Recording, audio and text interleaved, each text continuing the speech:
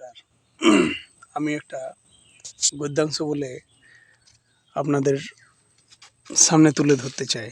এটা আমারই হাতের লেখা। প্রথমেই সবাইকে আমার প্রণাম, বড়দের, ছোটদের ভালোবাসা, আন্তরিক অভিনন্দন ও শুভেচ্ছা। এই বলে আমি আমার গদ্যাংশ শুরু করতেছি। সমুদ্র তটে আমি নীরব নির্বিচ্ছিন্ন কোনো এক মায়ারাতে, সেই তীরের ওই পাশে বসিয়া ভাবি তার কত শত কথা। তখন সন্ধ্যা 7 ঘটিকা।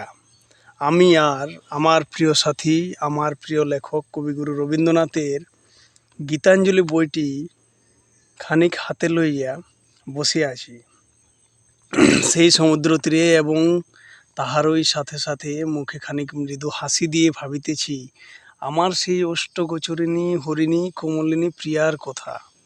আহা কি অপরূপ তার সৌন্দর্য! মনে হয় যেন আমি বারে বারে মূর্ছিত হই তাহার সেই স্নিগ্ধ মায়াবী চোখে। বারে বারে প্রাণ জুড়ায় তব ওই দুই নয়নেরই মাঝে। এইভাবে কিঞ্চিত কথা ভাবিয়া ভাবিয়া আমি যেন হারিয়ে গেলাম ভাবনার দেশে। ক্ষণিক পর আমার এক প্রিয় ভাই ডাক দিল, কিরে একা একা কি করছিস এইখানে? অতঃপর তড়িঘড়ি আমার সকল মনের ভাবনা এবং ভাবনার জগৎ হইতে বার হইলাম। এইভাবে দুই ভ্রাতা কিঞ্চিত কথোপকথন করিয়া কিছুক্ষণ পর সে বলিয়া উঠিল, তাহলে তুমি তোমার ওই হরিণী কমলিনী পদ্মিনীর কথা ভাবিয়া ভাবিয়া স্বপ্নের জগতে বসবাস করিতেছিলে এতক্ষণ? প্রশ্ন শুনিয়া আমি হঠাৎ কিঞ্চিত প্রত্যুত্তরে আমি তাকে জবাব দিলাম, আমি খানিক আবার চুপ হইয়া থাকিলাম। এদিকে দেখি ভ্রাতা আমার অন্তর হইতে কথা বার করিবার জন্য ওত পেতে বসে আছে, এবং আমার মুখ হতে আমার মনের প্রিয়ার কথা শোনার অপেক্ষায় সে বসিয়া রইল। অবশ্য কেনই বা হবে না, ভ্রাতা আর আমি সমজুটি ছিলাম যে, তাই সে এই বিষয়ে কিঞ্চিত আগ্রহ প্রকাশ করিতেছিল। হঠাৎ ভ্রাতা আমার প্রশ্ন করিয়া বসিল, তাহলে তোমার ওই কমলিনী পদ্মিনী প্রিয়ার কথা বলো। সে কেমন, কি করে, কোথায় থাকে, এই সব প্রশ্ন বারে বারে করিতে থাকিল। প্রত্যুত্তরে ক্ষণিক সটকাইয়া এবং ঠাট্টার সহিত বলিলাম তাকে, হ্যাঁ তার নাম যে হলো প্রিয়া। সে বলিল, অত শত হিয়ালি বুঝি না বাবা, বলো তো বলো, তারপর কিভাবে তোমাদের পরিচয় হলো, এসব ইত্যাদি ইত্যাদি বলে আমাকে প্রশ্ন করতে থাকলো। উত্তরে বলিলাম, ঘটনাক্রমে আমার তার সাথে দেখা কোনো এক চাঁদনি মায়াবী রাত্রিতে। ক্ষণিক জ্যোৎস্নায় ভেজা চারদিক, যেন মনে হচ্ছিল প্রকৃতি তার দুটো ডানা মিলিয়া তার অপরূপ সৌন্দর্য আমাদিগকে প্রকাশ করিতেছে। যাই হোক, আমি তাকে প্রথম দেখিলাম সেই সমুদ্র তটে।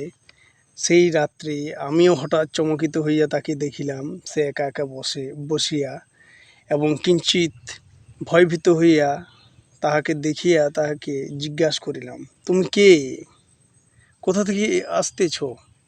প্রথমে সে তাহার মুখ হতে কোনো কথা কহিল না। অতঃপর আবারও প্রথমের ন্যায় তাহাকে জিজ্ঞাসা করিলাম, তুমি কে, কোথা থেকে এসেছ? প্রত্যুত্তরে সে খানিক গম্ভীরভাবে উত্তর দিল, তাতে তোমার কি?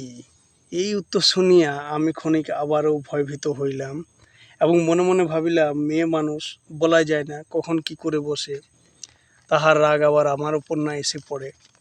এবার আবার মনে মনে ভাবিতে থাকিলাম, হয়তো তাহার মধ্যে দুই একখান জুতার বাড়িও আমার গালে হয়তো বসিয়া যাইতে পারে, না জানি আরও কত কিছু।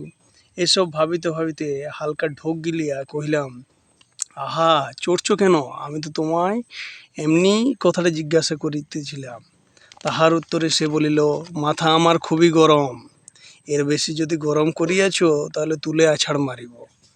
আমি ভীতু সেতু রোগা পাতলা মানুষ, মনে মনে ভাবিলাম, না, এ মেয়েকে দেখে মনে হচ্ছে এ সবই পারে, রাগের বসে না আমায় তুলে আবার আছাড় দিয়ে ফেলে। এরকম আরও ক্ষণিক সময় অতিবাহিত হওয়ার পর আবারও তাহাকে জিজ্ঞাসা করিয়া জানিতে পারিলাম তাহার নাকি তাহার বাবার সাথে কোনো এক বিষয় নিয়ে তর্ক বিতর্ক হইয়াছে, এবং তাহার কারণেই খুকুমণির এই সমুদ্র তটে এক গোমড়া করে মুখ করে ভার করে বসিয়া আছে। অতঃপর ভ্রাতা জিজ্ঞাসা করিল আমাকে। তারপর উত্তরে আমি বলিলাম, আবারও প্রথমের ন্যায় তাহাকে জিজ্ঞাসা করিলাম, ক্ষণিক শ্বাস নিয়া। ভিতর তো সেই মুহূর্তে আমার শ্বাস প্রশ্বাস প্রায় বন্ধ বন্ধ। আবার জিজ্ঞাসা করিলাম, তোমার নাম কি? উত্তরে সে বলিল এবার, প্রিয়া। কেন, আমার নাম জেনে তুমি কি করবে? উত্তরে আমি বললাম, আচ্ছা, সব মেয়েদেরই কি একই ধর্ম? সে বুঝতে পেরে ক্ষণিক মৃদু হাসির সহিত বলিল, মানে? আমি আবার বলিলাম, না, এই মেয়ে লোকরা সবই এক, কিছু বলিলেই ফোঁস করিয়া ওঠে। এটা শুনিয়া সে বলিল, কি? এবার হালকা ঢোক গিলিয়া বলিলাম, না, কিছু না, তোমাকে এই রাত্রে একা তীরে বসিতে দেখিয়া ভাবিলাম বিষয়টা সম্বন্ধে অবগত হই। অতঃপর সে উত্তর দিল, আহা, আমি ধান্দা বুঝি না ভাবিতেছ? আমি বেশ বুঝি তোমাগত পোলাপান এর হাবভাব। উত্তরে আমি ক্ষণিক রাগ প্রকাশ করিয়া তাকে বললাম, আহা, আমার ঘাট হইয়াছে জিজ্ঞাসা করিয়া, আমি চললাম, আমার কি, কাহারও ভালো করিতে নাই আজকাল।